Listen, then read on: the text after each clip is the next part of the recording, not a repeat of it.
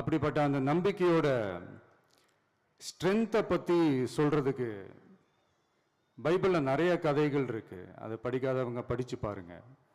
அதில் குறிப்பாக உன்னை பற்றி சொல்லணும்னா, ஒரு இளைஞனுக்கு எதிராக தன்னோட சொந்த சகோதரர்களே பொறாமைப்பட்டு அவனை பாழும் கிணத்தில் தள்ளிவிட்டு அதுக்கப்புறம் அவர் எப்படி மீண்டு வந்து அந்த நாட்டுக்கே அரசனாகி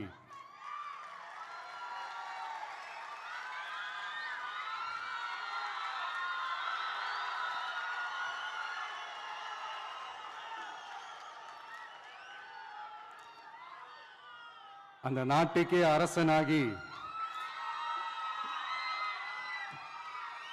தனக்கு துரோகம் செஞ்ச தன்னுடைய சகோதரர்கள் மட்டுமல்ல, அந்த நாட்டையே எப்படி காப்பாத்தினாருன்னு சொல்லி இந்த மாதிரி நிறைய இன்ட்ரெஸ்டிங்கான கதைகள்லாம் பைபிளில் இருக்கு. படிக்காதவங்க படிச்சு பாருங்க. அந்த குறிப்பிட்ட கதை யாரை பத்தின கதைன்னு நான் சொல்லி தெரிய வேண்டிய அவசியம் இல்லைன்னு நினைக்கிறேன். அது உங்க எல்லாருக்குமே நல்லா தெரியும். ஸோ இப்படிப்பட்ட கதைகள்லாம் நமக்கு எதை உணர்த்துது அப்படின்னா, கடவுளுடைய அருளும் மக்களை மானசீகமாக நேசிக்கிற அந்த அன்பும் அதீத வலிமையும் அதுக்கான உழைப்பும் இருந்துட்டாலே போதும்,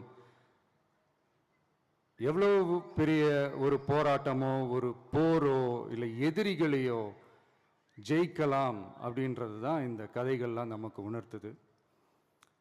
இந்த விழாவில் நான் ஒரு உறுதியை ஒன்று கொடுக்குறேன். நாமளும் தமிழக வெற்றி கழகமும் சமூக சமய நல்லிணக்கத்தை பாதுகாக்கிறதுல 100% உறுதியாக இருப்போம். அதில் எந்த விதமான ஒரு காம்ப்ரமைஸும் இருக்கவே இருக்காது. அதனால தான் நம்மளுடைய கொள்கைகளுக்கு மதச்சார்பற்ற சமூக நீதி கொள்கைகள்னு பேர் வச்சதே இந்த உறுதினால தான்.